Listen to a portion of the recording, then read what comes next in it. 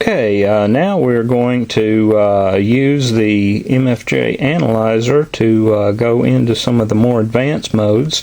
But first, we are going to look at our old friend here, the tape measure Yagi antenna, and we will look at some of the measurements that it measures on the normal modes. Again, turn your analyzer on with the power button. Goes through the diagnostic, and we see we are looking at 1:1 1.1 to 1 SWR, 0 reactance, 39 ohms at 143 megahertz, and going through the tune button, it will adjusting that.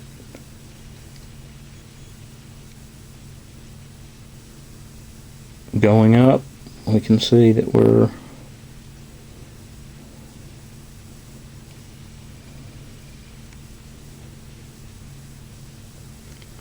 can see the resistance and reactance changing. Reactance is almost zero there, so, or it is zero throughout most of the band. So 1.1 to 1 or less across the entire band is excellent. And just for kicks and giggles, let's go up and check it on UHF. So on UHF, we are looking 1.3. There's the dip, 417.63. We got a 0, and then 1.3, 1.1, and we're now getting up into the repeater area of 440 band, the 440 to 450 range. So it's looking pretty good on 440 to use as a 440 antenna. One of the things that I've been neglecting here is to show you the analog meters, and because the digital meters are primarily what you want to look at, but you can see the analog meters will move as you adjust the frequency there.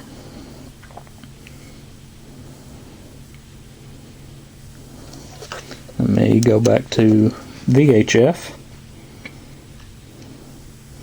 And I'm way down below, so it's up pretty high there. You can see the ohm meter goes way up there, 113 or so on the ohms at 130 megahertz, and it slowly comes down as you decrease the frequency. But I'll move it back up here, and we will move into the advanced mode of measuring measuring components of an antenna, and this mode is basically just variations on a theme. It gives you the same data, just in a different format. To enter the advanced mode, you press both the gate and the mode button at the same time until the LCD display reads Advanced1. And now you get your frequency is displayed up here, your impedance in ohms is displayed, and instead of your reactance displayed, your resistance and reactance displayed, it is displayed as a phase angle instead of a ohmage value. And there again is your SWR, and of course this hadn't changed any down here.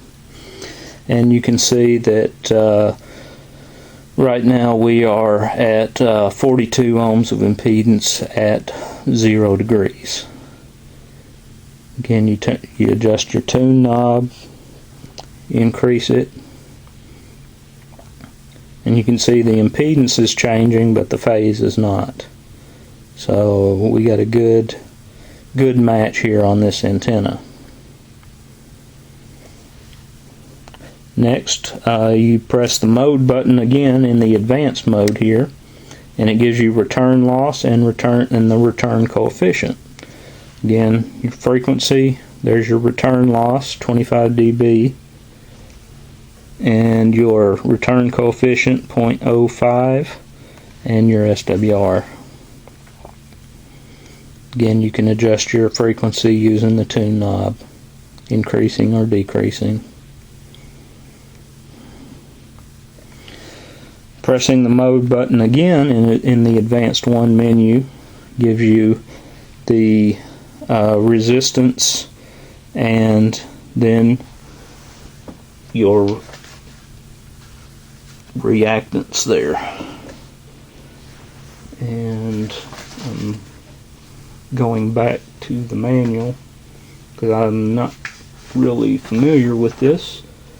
It gives you, this is the series equivalent impedance right here.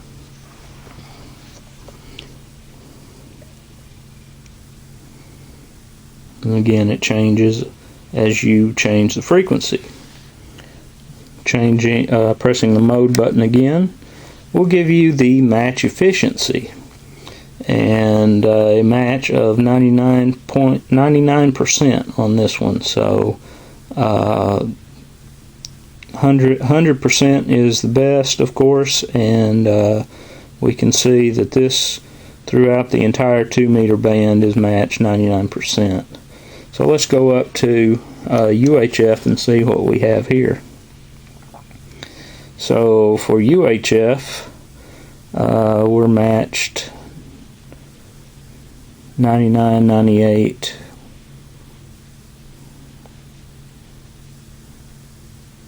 99 and 98% efficiency match on the UHF band. So again, excellent antenna here.